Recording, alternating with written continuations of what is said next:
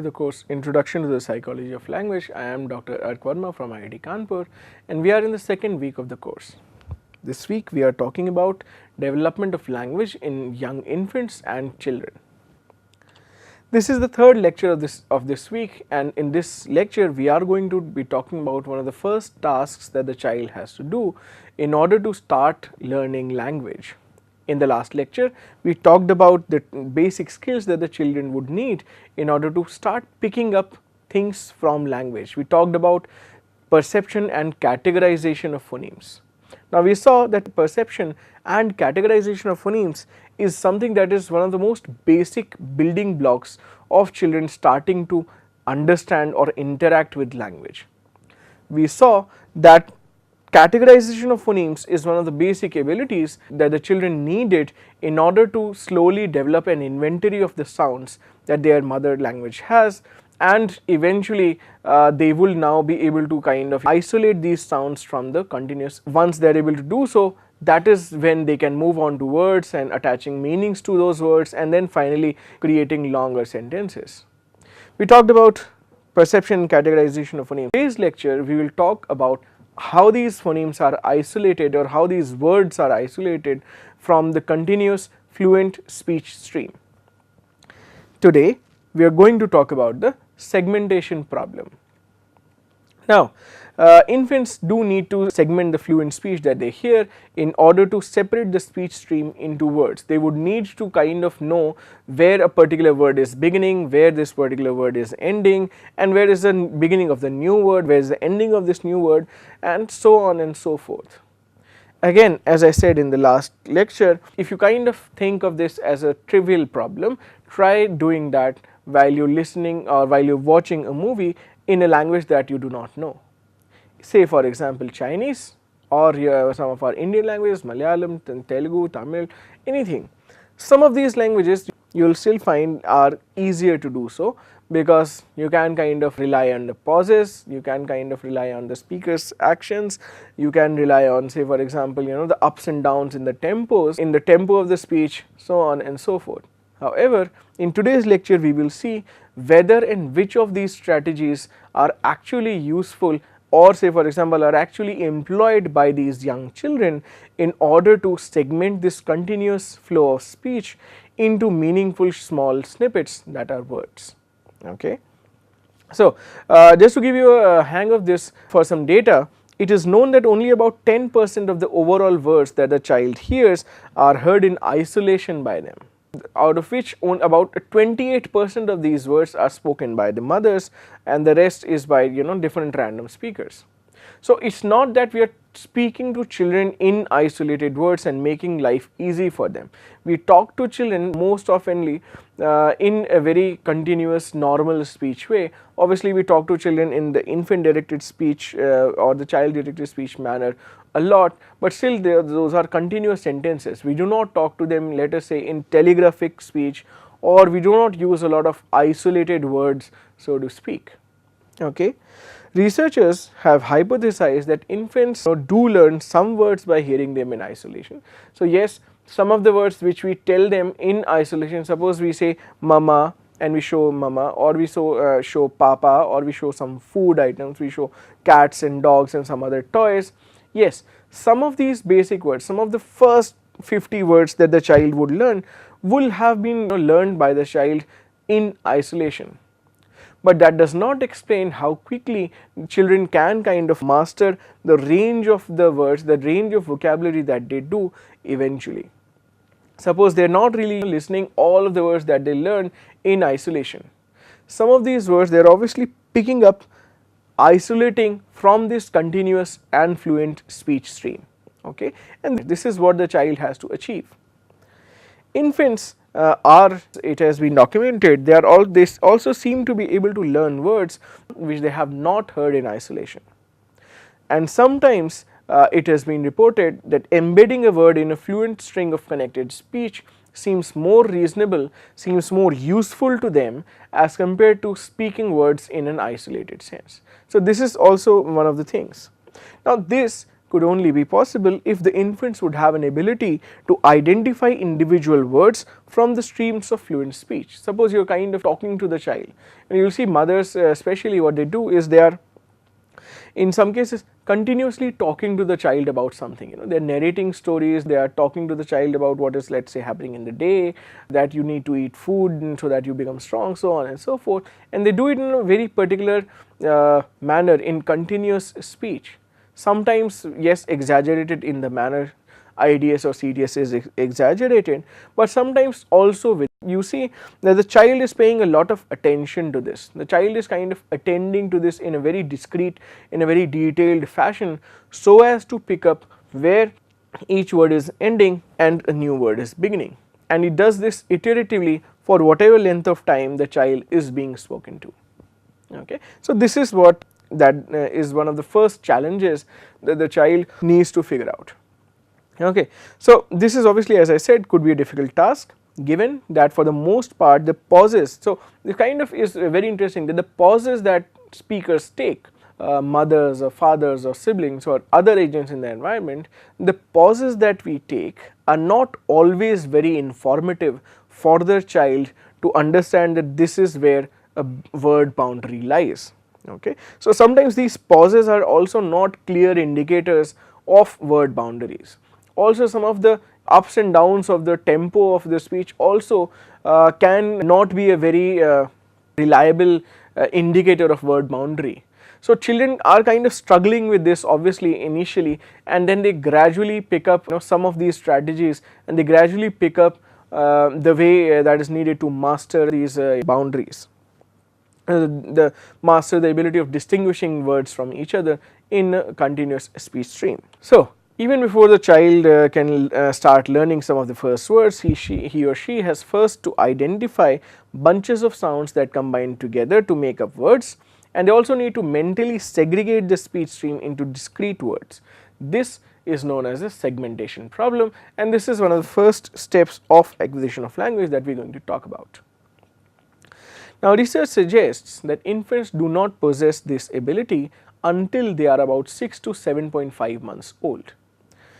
Using the conditional head turn procedure, now let me pause here and tell you what the conditional head turn procedure is. The conditional head turn procedure is one in which the baby is there and there are two sort of speakers on both sides, and so both of the speakers are kind of creating some sound, but one of the speaker produces a change in the sound, and the child kind of, and because we are talking of slightly older children, I think it's by around 3.5 months of age that the child learns to control the neck muscles and can move the head to either side. So depending on where the novel stimulus is there, where the stimulus changes occurred, the child will kind of move their head slightly and start attending to that particular speaker. This is referred to as the conditional head turn procedure. Now again, this is just a rough description of the paradigm. Now using this conditional head turn procedure, babies were tested to respond to familiar versus novel words which were embedded in short sentences. So they were habituated with a particular word, and then that word was embedded in some short sentences, and the idea was that if the child recognizes this habituated word or familiar word, the child will probably prefer listening to this, as opposed to if the child does not recognize a particular word embedded in a short sentence coming out from a different speaker, the child will not orient his attention or move the head towards that particular speaker. So, 6-month-old infants were tested. They did not listen longer for the sentences that contained the familiar word, telling us that the child has not at this age been able to isolate the familiar word from the continuous speech stream. On the other hand, the 7.5-month-old infants were able to recognize the familiar word embedded in the short sentences, and they kind of oriented their attention towards that particular speaker that had these sounds, telling us that the ability for segmentation is something that is developing gradually. It's probably something that is building up on the categorical perception and some of the other skills that we've talked about, but it is not something that the child is born with, so to speak. It is something that the child has acquired with exposure to the native language, and that the child has acquired obviously past 6 months of age. Okay. So this is something that I would like you to remember. Now, however, it seems plausible to suggest that there must be some of the precursor abilities, as I was saying, some of the abilities that are contributing to the child being able to learn this capability. Some of these abilities that basically are helping the child to segment this speech stream. Two candidates have been isolated, two candidates have been proposed. One is prosodic cues, as we have been talking about in some of the lectures. Also, the other thing is called phonotactic knowledge. What is phonotactic knowledge? Phonotactic knowledge is typically the knowledge of what patterns of phonemes occur in my language. Say for example, in English there are no word beginnings with the word GD, whereas in Polish there are words that could start with GD. In English there are no words that start with BT or PB, so to speak, okay, or CK, so to speak. But say for example, in some of the other languages these could be valid phoneme combinations. So, the child with exposure to the native language has to figure out which are the permissible phoneme combinations in my language versus which phoneme combinations are not permissible in my language. Okay. So, this is what the child has to figure out. Now, let us come to this first example in more detail first. The prosodic cues. There is something known as the prosodic bootstrapping hypothesis, and this prosodic bootstrapping hypothesis proposes that infants pay attention to the prosodic features of their native language, and by paying attention to this they use those features to segment the speech stream into words. Okay. And supporting evidence is there. Supporting evidence comes from findings wherein it has been shown that even 2-month-old infants can detect the differences between prosodic patterns even when the phonological content is exactly the same or very similar. Okay. In a study it was demonstrated that 2-month-old infants could distinguish between nitrates and nitrates.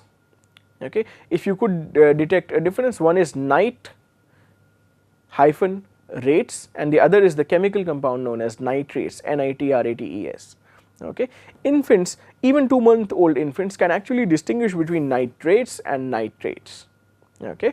And this is basically, if you see, the phonological content is exactly identical, only the prosodical content is slightly different. So, children are obviously paying attention to the prosodic information here, and they are being able to use this in order to distinguish the nit from rates, okay, or in different other words. I mean, there are so many examples that you can think of. Let us elaborate on this. So, words in languages obviously differ in their stress patterns, and different kinds of words within their languages also differ in the way they are produced by way of stress patterns. Okay. So, this is very important information. Say for example, in English about 90% of the bisyllabic words have what is called the trochaic stress pattern. What is trochaic stress pattern?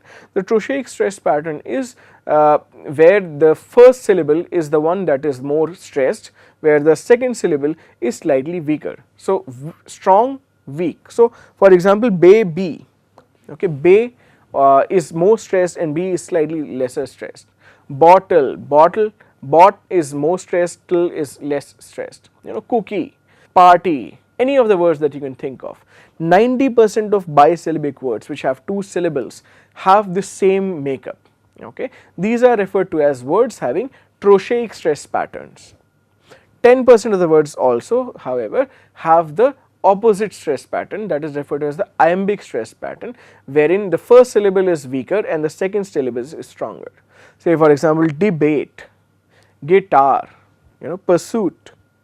So, the first syllable you will see here is weak, the second syllable here is stronger. So, in all the bisyllabic words that English language has, you will find that the trochaic stress pattern is more common, as I said, around up to 90% or more, whereas the iambic stress pattern is much less common. So, it is about 10% or less. Now, children, if they are paying attention to this stress patterns, they will probably be able to figure out the word boundaries of the words going by, say for example, if there is high stress, low stress, word boundary, high stress, low stress, word boundary, something like that. Okay.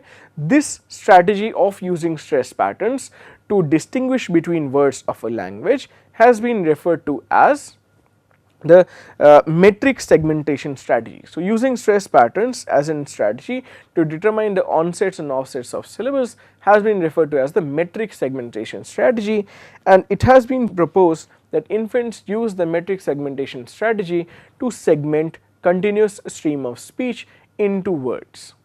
Okay, that's what there is. Now, is there any evidence for this? Do we see this happening a lot of times? Yes, 5-month-old infants, they were able to detect the presence of a trochaic word in a series of iambic words. So, if you present them a series of iambic words, say for example, again going to the same guitar, debate, pursuit and party, they will be able to distinguish party very quickly from this series of iambic words. So, obviously they are paying a lot of attention to stress patterns. Now, such a strategy obviously develops over time, and it allows for the learning of specific native languages that the child gets exposed to. Now, as different native languages have different kinds of stress patterns in them or different distribution of stress patterns in them, what the child probably does is that the child kind of picks up the most canonical stress patterns in his or her own language and kind of starts using that as a useful strategy to start making sense of their language. This could also be useful, say for example, if the child has to pick up a language that is similar as far as the stress patterns are concerned.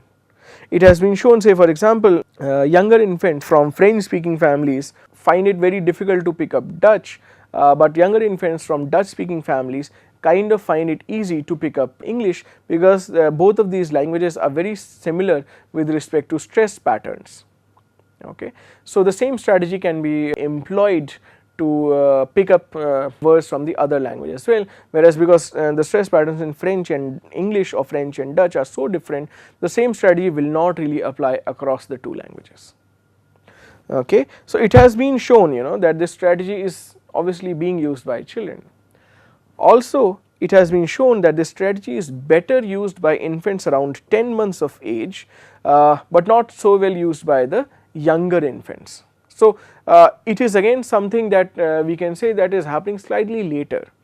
Children are picking this up, but slightly later. Okay.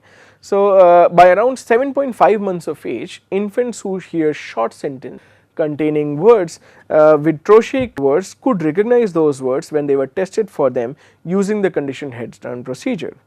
Infants were also found to be able to successfully apply the metrical segmentation strategy to a different language having similar strategy. It's something that I was describing already. 9-month-old infants from English speaking families could successfully identify candidate words in Dutch sentences using the same strategy as they were applying for English. Okay. So, this is obviously some evidence for the fact that metrical segmentation strategy is useful and is also used by children at around 9 to 10 months of age. Now, it is not really there that the metrical segmentation strategy is a 100% successful strategy and it works all the time, because for example, if the child hears a sentence like this, my guitar is out of tune. If the child is following the metrical segmentation strategy, he would probably segment tar is as one word, because tar high stress and then is low stress. The child would probably put club tar and is together as to say that this is a valid word in English, but we know that it is not. So, in cases where the child will encounter iambic words, this will lead to a particular problem. But we see that while 7.5-month-old infants do make this kind of mistake, around 10.5-month-old infants do not make this mistake so much. They very successfully classify the iambic words also, which tells us what? Which tells us that there might be an additional strategy that the children are using in order to segment words from the speech stream. Let us look at what that strategy could be.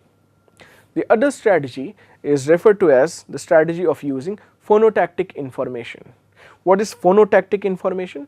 Phonotactic information typically is, as I said earlier, it basically is information about the patterns or combinations of phonemes that occur in different parts of the words in a given language. Let me give you an example. The phonotactic properties of English prevent word from starting with GD, PB, PT, so on and so forth, but in other languages some of these things might be equally plausible. So, the knowledge about what word beginnings are valid versus what word beginnings are not valid versus what word endings are valid and what word endings are not valid in my language is typically having phonotactic information about my language. Now, Suppose a child has been exposed to this sentence, this place is dirty, okay. If the child kind of knows that there are no word endings with PL, the child will not make this mistake of putting this together and ace is dirty together, even though if you really listen to this place is dirty. So this will kind of phonologically speaking probably could come together, but that does not really happen. Children do not make this mistake because they know that PL is not really a bona fide word ending, okay.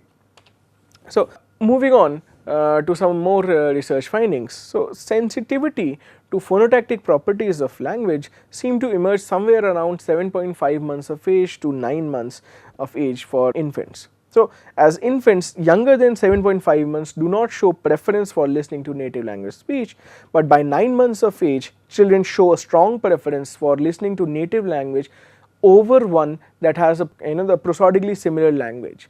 Say for example English speaking children or Dutch speaking children, they do not prefer listening to either English or Dutch which is not their native language, even though they are prosodically very similar. They show a preference for listening to their own language. So at some point we are seeing that they are kind of making an additional qualification to the decision than just prosody. If they were taking the decision solely based on prosody, it would not matter to them whether they are listening to English or Dutch because they sound very similar. However, they kind of know that there is a distinction between two prosodically similar languages, which means that they have access to some other information as well, and that access could be the access to phonotactic information. Now we could wonder that where from does this phonotactical information emerge, where from does this phonotactical information come from, how is the child figuring this phonotactical information out.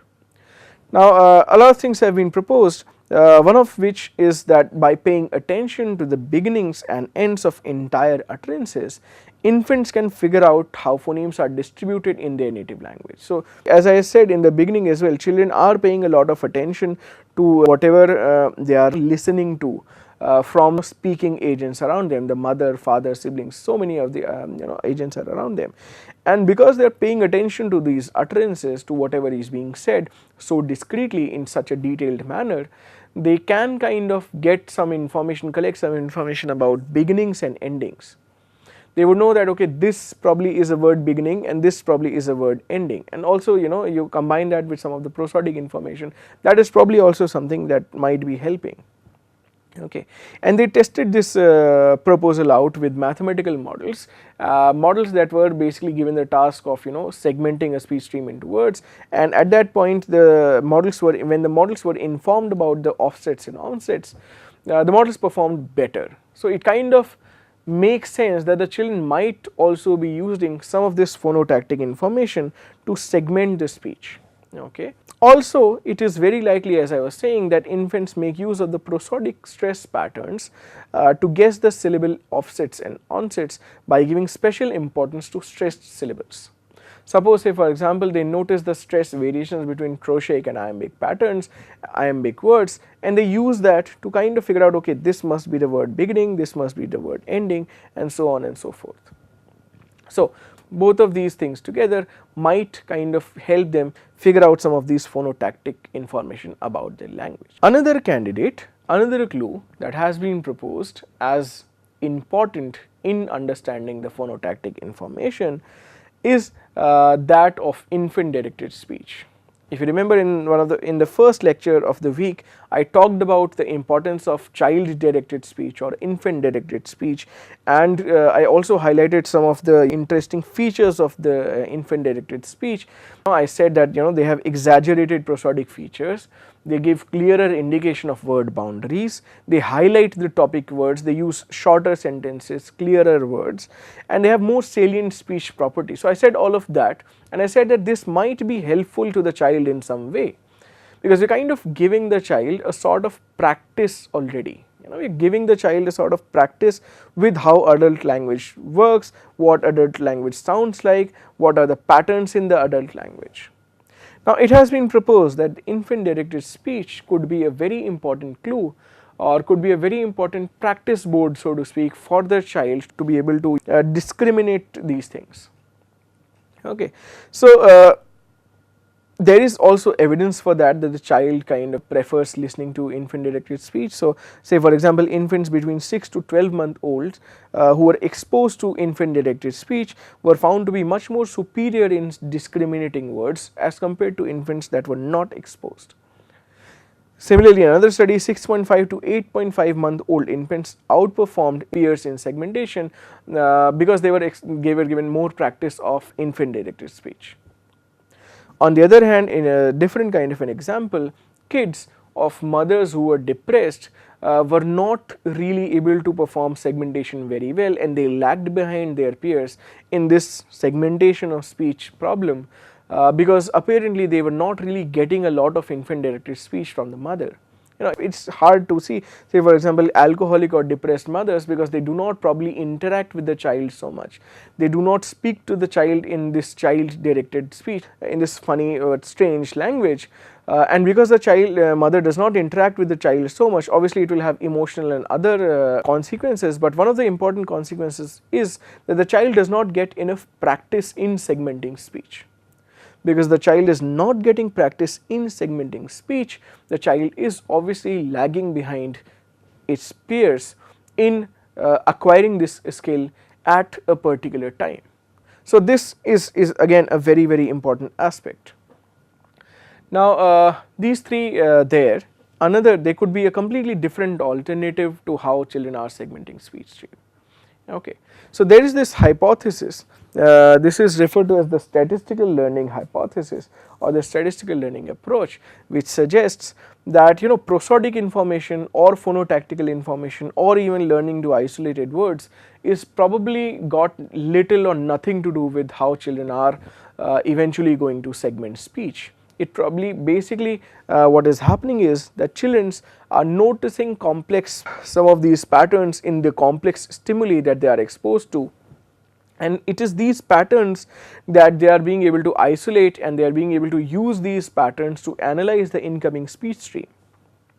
When they use these patterns to analyze the incoming speech stream, this is how they get to analyzing and reaching to words. Okay.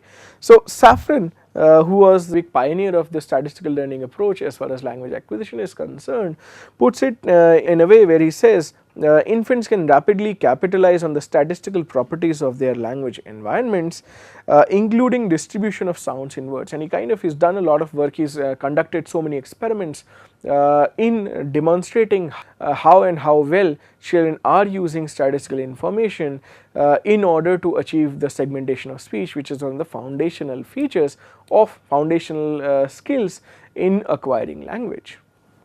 So, let us look at some of his experiments. So, Safran and colleagues in around probably in 1996, actually that was a different experiment. Safran and colleagues kind of note that in English some syllables are definitely more predictable than some others. So, say for example, they note that the word pretty, if you look at pretty, it has two syllables, pre and t. Okay. In infant directed speech, whenever you talk about whatever we talk about, if the word pretty comes, t follows pre almost 80% of the time.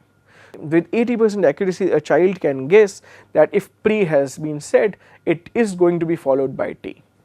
Okay. What it really does is it kind of provides the infant with this information of the likelihood that this specific syllable will be followed by this specific syllable, and as soon as this specific syllable is delivered, the child says, okay, this is my word boundary. This is how I will be able to now distinguish words from other words and discretely chop this speech stream into discrete words. Okay. So, this is what the statistical learning hypothesis says.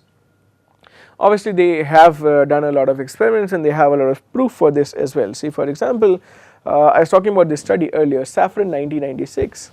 So, Safran in 1996 devised a way of testing whether children are actually paying attention to these transitional probabilities. They created these nonsense phonemes, they created these phonemes and they combined them into nonsensical patterns. So, if I remember correctly, they were the pa, bi, ku, ti, bu, do, and some others. There were probably 4 such words that were made up of these phonemes, which didn't really mean a lot, but they would always occur in such a way that the child will be able to gauge the transitional probability of these particular phonemes. So pa, bi, ku, ti, bu, do, gu, lo, pa, or whatever like that. And the thing is pa, bi, ku. So pa, after this b comes and then ku comes. So this transitional probability is made, is preserved, and then there could be other word, the other word could be happening here or here, anywhere, but pa, bi, ku, this transitional probability is preserved. Now what happens is they tested, they habituated children on this, and then they embedded this into regular speech streams, and they wanted to test whether children will pay attention to any of this. It was found that children did pay attention to these words having these kind of transitional probabilities, which told us that obviously children are using these transitional probabilities in some sense. In other studies, they also tried this out in absence of complete prosodic cues. I mean, in this study also, this was because artificial language was generated, this whole segment of speech were created with an artificial speech synthesizer. So you see that there is no prosodic cues to help the child, but still the child is being able to figure out these familiar words just on the basis of transitional probabilities. Okay, so this, and there are other studies which have shown, say for example, that older infants 17 to 18 months old can learn about the phonotactic patterns by paying attention to these statistical properties. So we know that this is also one of the techniques that the child is using. An advantage of this technique, the advantage of the statistical learning approach or the statistical learning hypothesis could be that it can be used as a more generic sort of a learning mechanism, which is probably being used in language learning or in other kinds of learning as well. This can be something that the human beings or children are using generically to acquire all sorts of different skills. Okay. Which also at the same time tells us that probably nothing in this sort of a way needs to be innately there. The child will kind of pick up these statistical patterns and will pick up the segmentation of the words and will move similarly. So, are we any closer to the solution of the segmentation problem? Let us look back. What do we have? We have the metrical segmentation strategy, wherein the children are kind of attending to the prosodic patterns, stress patterns, so to speak. We have the isolated word learning strategy, basically where the children are recognizing previously learned words in speech and they use those words as templates to figure out similar words. And then we have the statistical learning strategy or statistical learning hypothesis, as you may call it, which says that there is no need to either use isolated word learning or to use stress patterns or anything, just use the statistical distribution information, and that will be able to help the children pick up the skill of segmenting the speech stream into meaningful words. Okay. So let us see, so all three of them are here. And there is a healthy competition between these three, and all three of these are kind of in that sense competing as to what is used more and what is used earlier, because that could be an answer as to how children are actually acquiring language. It has been shown that younger infants, 6.5 to 7 month old infants, did pay attention to transitional probabilities, but they were not influenced by prosodic changes, they were not influenced by prosodic cues. However, older infants, 8.5 to 9 months old and older, they showed preference for familiar words having known transitional probabilities. So they basically are kind of being able to use some of these skills in an older age. Okay, this could kind of tell us, this could inform us that infants probably primarily use statistical cues for segmenting speech and they do it from a much younger age. Okay, so this is there. Should this kind of wrap up the debate for us? Before we do that, Traxler kind of puts this two categories, puts these two tests to these strategies and asks whether a particular mechanism is necessary. Is it in itself most important that unless this is there, no segmentation of speech is possible, or it is sufficient? This and this alone can guarantee successful segmentation of speech. So the two questions are asked, whether one of the mechanisms is sufficient or is it necessary, and unless it is necessary, it can also not be sufficient. So we kind of look at it. Once you look at some of the other studies that have been done, it has been shown that several studies have shown that statistical information is not necessary for segmenting. Even in absence for statistical information by way of transitional probabilities, children have been able to segment speech into words which tells us that because it is not necessary in the first place, it cannot be obviously sufficient to do segmenting of speech. As far as the other two are concerned, prosodic information and isolated word learning strategies, they have proven sufficient for children achieving word segmentation, speech segmentation into particular words. So that is sort of a trade-off there, which kind of tells us that okay, there are these three strategies, and one of these and children use a combination of these strategies. Statistical learning strategy is probably very important, but it is not either necessary or completely sufficient by itself to explain how children segment words. Okay. So, let us try and arrive at a take home message for this lecture. It is that children need to segment the continuous speech stream into words. We know that they use a variety of strategies to do so. We also know that they probably use a combination of these strategies, and they kind of use a combination of these strategies with age. So, they use probably one strategy at one age, and they start picking up the other strategies as and when they are growing up. Okay. This was about how children learn segmentation of speech, which is a very important fundamental skill, fundamental ability for them in order to acquire language. Okay. Thank you. In the next lecture, we will move on to learning probably word meanings, and then we will move to other important skills of acquisition of language. Thank you.